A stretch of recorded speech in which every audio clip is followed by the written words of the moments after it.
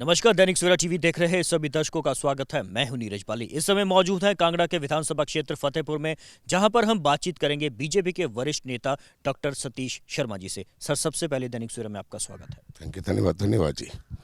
Sir, जिस तरह से अभी लगभग 5-7 महीने रहते हैं चुनाव को लेकर हिमाचल प्रदेश में, तो यहाँ की अगर हम बातचीत करें इस विधानसभा क्षेत्र को लेकर, पार्टी कितनी सक्रिय है यहाँ पर? पार्टी बहुत सक्रिय है यहाँ पर। यहाँ हमेशा ही बीजेपी का पलड़ा भारी रहा है। अगर कहीं कमी रहेगी तो बीजेपी के नेताओं में कमी रहेगी, लोगों में कोई कमी नहीं रही है। लोगों ने भरपूर साथ दिया बीजेपी का, कोई शक नहीं है। यहाँ के वर्कर बीजेपी के बहुत कर्मठ हैं, घर की रोटियाँ खा के बहुत मेहनत करते हैं। अगर यहाँ थोड़ी बहुत कमी जो आई है तो यहाँ जो पहले नेता थे वो उन्होंने थोड़ा बहुत नुकसान पार्टी का किया है, उसकी भरपाई हो जाएगी। मैं उनका नाम जानना चाहता हूँ, कौन से ऐसे नेता है जिन्होंने बीजेपी को हराया यहाँ से?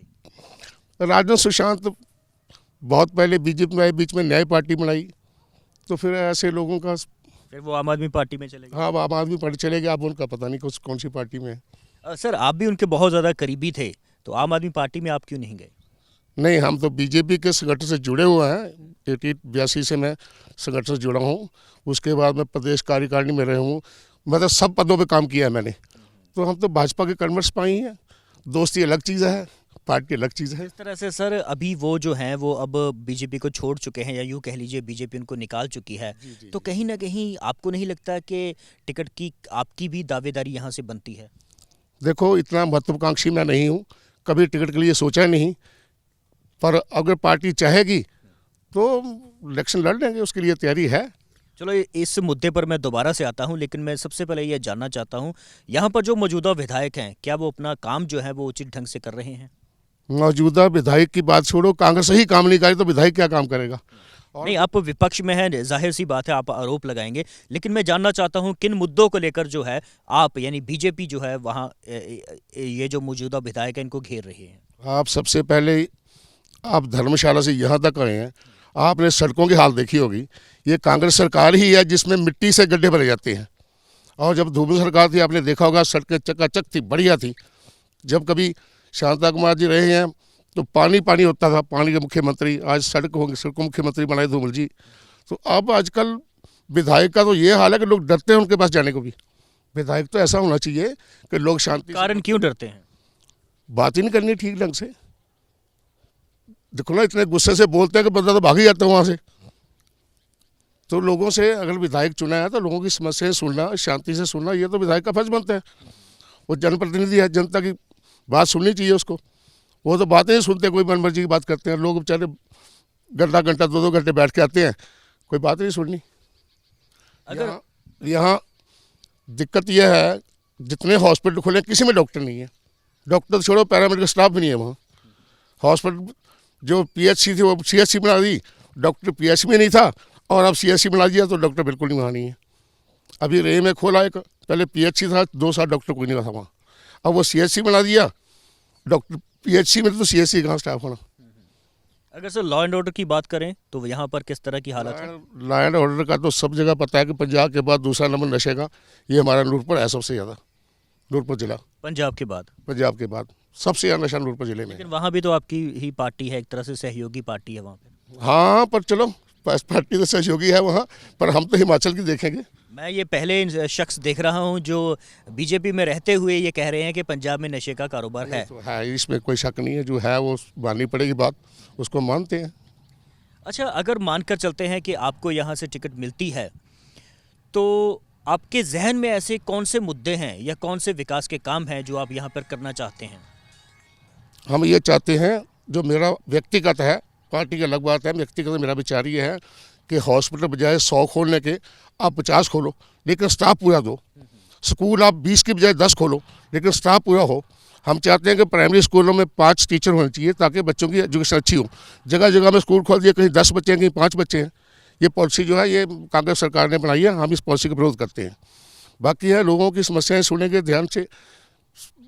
इसके कंस्टिट्यूंसी के बिल्कुल सेंटर में बैठा हूँ और जानते हैं मुझे सारे लोग, है जी, परिचित हूँ सबसे। प्यार से बात करूँगा, प्यार से समझाऊँगा, जो काम होंगे वो करवाऊँगा, नहीं हो पाएंगे तो लोगों को समझाऊँगा, ये नहीं हो सकते। सर, वरिष्ठ नेता है आप, यहाँ पर बहुत लंबे अरसे से पार्टी के साथ जुड़े हुए हैं, तो पार्टी को आपने यहाँ पर किस तरह से मजबूत किया है? 82 से लगा हूँ। मैं बताया आपको, मैं कोई ऐसा पद नहीं जिसमें मैंने काम नहीं किया। तो जो हो सकता है हमसे, जितना जोर होता है लगा रहे हैं। बाकी वर्कर बहुत साथ देते हैं। हाँ जी, अकेले आदमी का काम तो है नहीं ये तो वर्कर का काम है और वर्कर साथ देते हैं। बहुत बढ़िया। इस समय हमारे साथ साहिल जी हैं, हमारे ब्यूरो चीफ हैं। मैं कहूँगा कि वो भी आकर शर्मा जी से कुछ सवाल जवाब करें। साहिल जी, आपका स्वागत है दैनिक सवेरा में। जी धन्यवाद। शर्मा जी, मेरा आपसे सवाल यही रहेगा कि जिस तरह से ज्ञात है कि 68% जो है वो युवा वर्ग है इस समय। तो युवाओं को आप कैसे साथ लेके चलेंगे? उनके लिए आपने कोई कुछ योजना बनाई है या कुछ आपके दिमाग में ऐसा है कि आप युवा वर्ग को चुनावों के समय अपने साथ किस ढंग से लेके चलेंगे? ऐसा है, कोई नई बात नहीं है मेरे लिए। ये मैं बोल रहा हूँ कि 82 से काम कर रहा हूँ। युवाओं को मेरे साथ चलाना अपने साथ आता है मुझे। ऐसी कोई चिंता वाली बात नहीं। युवाओं के लिए हम सब कुछ करेंगे। सरकार आती है, बनेंगे तो सब कुछ करेंगे। युवाओं के लिए जो उनकी है इच्छा है, उनकी जो ज़रूरत है, उनको करेंगे, सब कुछ करेंगे। युवाओं के लिए देखो ना, टेक्निकल इंस्टीट्यूशन खोलने बहुत ज़रूरी है। यही हम चाहते हैं, उसके लिए कोशिश करेंगे कि टेक्निकल। नहीं सर, साहिल जी का सवाल ये है कि बीजेपी के साथ आप युवाओं को किस तरह से जोड़ेंगे? बीजेपी के साथ तो हमारे युवा संगठन लगे हुए हैं, जुड़ रहे हैं। हर बूथ पे 10-10 लड़के हम तैयार कर रहे हैं। युवा मोर्चा। युवा मोर्चा में वो तो पार्टी का कार्यक्रम है, वो तो चल रहा है सारा ही। सर, आपको क्या लगता है कि मौजूदा समय में बीजेपी और कांग्रेस के अलावा क्या किसी तीसरे संगठन का स्कोप है? नहीं, हिमाचल में तो नहीं। हिमाचल में पहले बहुत कोशिश हो चुकी है, अब तक तो कामयाब नहीं हुआ। अगर मानकर चलते हैं पंजाब में आम आदमी पार्टी अच्छा काम करके दिखाती है, सब यानी कि सीट्स जो है वो अच्छी लेकर सत्ता में आती है या सीट्स ही ज़्यादा लेती है, तो क्या आपको लगता है हिमाचल में भी आम आदमी पार्टी की दस्तक हो सकती है? नहीं, हिमाचल की और पंजाब की परिस्थितियाँ बिल्कुल अलग हैं। पंजाब में 2 बार सरकार ही है। तीसरी बार थोड़ा लोगों में रोष होता है। यहाँ स्थितियाँ बिल्कुल भिन्न हैं। और आम आदमी पार्टी का अगर दिल्ली में देखो आप, बुरा हाल है वहाँ। अगर वहाँ कुछ नहीं कर पाए तो पंजाब में क्या करेंगे? तो मैं नहीं समझता कि हिमाचल में आम आदमी पार्टी का कोई आधार है। जी साहिल। सर, आपने सड़क की बात की, आपने स्कूलों की बात की, अस्पतालों की बात की। पर्यटन की दृष्टि से आपको क्या लगता है कि फतेहपुर में क्या कुछ होना चाहिए? फतेहपुर में तो पर्यटन की दृष्टि इतना बढ़िया, ये हमारी पौंग लेक है। हाँ जी, इतनी बड़ी लेक, इतने यहाँ, ये तो कश्मीर लेक से भी बढ़िया है। अगर इसमें थोड़ा ध्यान दिया जाए तो ध्यान क्या देना, ये तो सरकार है। पौंग लेक तब देखता ही कोई नहीं है। लेकिन सर, अगर मैं बात करूं, यहाँ पर आपकी भी सरकार रह चुकी है, कई बार रह चुकी है, और ये जो लेक है ये आज तो नहीं बनी होगी या इन 5 वर्षों में तो नहीं बनी होगी। जब आपकी सरकार थी तब आपने क्या किया? अब जब हमारी सरकार थी, हम रैनसर गढ़ी में, आपने देखा होगा, रेस्ट हाउस बना बढ़िया, उसके लिए काफ़ी काम किया था। वहाँ एक पर्यटन का वो बनाया गया था, कैफ़े बनाया गया था एक।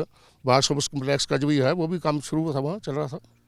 सर, मौजूदा यहाँ पर जो विधायक है वो मंत्री हैं सरकार में, तो आपको लगता है कि कहीं ना कहीं ये अपना दायित्व जो है वो अच्छी तरह से निर्वाह उसका नहीं कर सके, और यहाँ पर कई ऐसी परियोजनाएं आ जानी चाहिए थी एक मंत्री होने के नाते? नहीं, यहाँ कोई परियोजना नहीं आई। जो 32 kV का स्टेशन था, ये पहले हमारी सरकार में बना था, और ये हमारी सरकार के टाइम चल रहा था। ये 220 वाला भी हमारी सरकार के टाइम पर ये चल रहा था काम। चलो अभी इनको क्रेडिट अलग है, ये ले रहे हैं क्रेडिट अब, है जी। बाकी तो विधायक का तो यहाँ बुराई आ रही, तो लोगों से पूछा, बहुत बढ़िया आते हैं विधायक की यहाँ की। जी साहिल। जी सर, आप मैं ये जानना चाहता हूं कि जिस तरह से यहाँ पर शांता कुमार, धूमल जी और नड्डा जी का एक तरह से कहने को सुनने को मिलता है कि वो आपस में अंदरूनी लड़ाई है, तो अगर यही लड़ाई चलती रही तो क्या आपको लगता है कि भाजपा यहाँ से जीत हासिल कर पाएगी हिमाचल में? मुझे नहीं लगता पार्टी में कोई लड़ाई है। कोई लड़ाई नहीं, ये लोगों की लड़ाई है। ये कांग्रेसी फैलाते हैं सब अफवाहों को। यहाँ कोई लड़ाई नहीं है। मानकर चलते हैं कि अगर आपको पार्टी टिकट देती है यहाँ से, तो कितनी आप उम्मीद बंधाते हैं पार्टी को कि आप ये जो सीट है उनकी झोली में डालेंगे? देखो, मैं तो 100% होपफुल हूँ कि ऐसे विधायक और ऐसे मंत्री के अगेंस्ट चुनाव लड़ना तो आराम से जीतेंगे। साहिल, यहाँ पर 2-3 और टिकटार्थी हैं जिनके साथ हमारी बातचीत भी हुई है, तो आपको क्या लगता है कि सबसे जो मजबूत दावेदार है वो कौन है? ये कहना बहुत कठिन होगा इस समय कि मजबूत दावेदार कौन है, क्योंकि हर एक व्यक्ति जिन जिन से हमने बात की है वो हर एक अपने पॉइंट ऑफ व्यू से वो सही है, लेकिन पार्टी के ऊपर ही डिपेंड करता है, पार्टी के शीर्ष नेतृत्व पे डिपेंड करता है वो किसे चुनती है। बाकी दावेदारी जताने वाले तो और भी कई लोग आएंगे, लेकिन जिसका जनाधार होगा, पार्टी जिसका जो सर्वे के आधार पे जो पार्टी जैसा भी आदेश लेगी उसी के हिसाब से फैसला लिया जाएगा। शर्मा जी, मैं ये जानना चाहता हूं कि किस तरह का क्राइटेरिया है पार्टी या शीर्ष नेतृत्व जो है वो देखता है और उस व्यक्ति को यहाँ से मतलब जो टिकट है वो दी जाती है। देखो ना, पार्टी का तो एक अपना है कि उसका जनाधार कितना है। पार्टी का वफादार भी जरूरी है। हाँ जी, वो तो आप हैं। हाँ, पार्टी की वफादार है। हाँ, और जनाधार भी पार्टी देखेगी, अपने हिसाब से देखेंगे जनाधार किसका कैसा है। हाँ जी, फिर कई बार ऐसा भी होता है, पार्टी का विकास फैक्ट भी देखती है, तो सब कुछ देख के पार्टी डिसाइड करती है। हाँ जी, जाते जाते आप फतेहपुर की जनता से कुछ कहना चाहेंगे? हाँ, मैं जनता से यही कहना चाहूँगा कि अगर पार्टी ने मौका दिया, लोगों ने आशीर्वाद दिया, तो आपकी आकांक्षाओं में खरा उतरूँगा और आप ये महसूस करेंगे अपना अच्छा विधायक चुना है। तो ये थे डॉक्टर सतीश शर्मा जी, जिन्होंने कहा है कि अगर पार्टी इनको मौका देती है तो जनता को ये निश्चित तौर पर ये बताएंगे, दिखाएंगे कि उन्होंने एक अच्छा विधायक चुना है। अगले किसी उम्मीदवार के साथ फिर हाजिर होते हैं, तब तक मेरे कैमरामैन साहिल और मुझे दे इजाज़त। नमस्कार।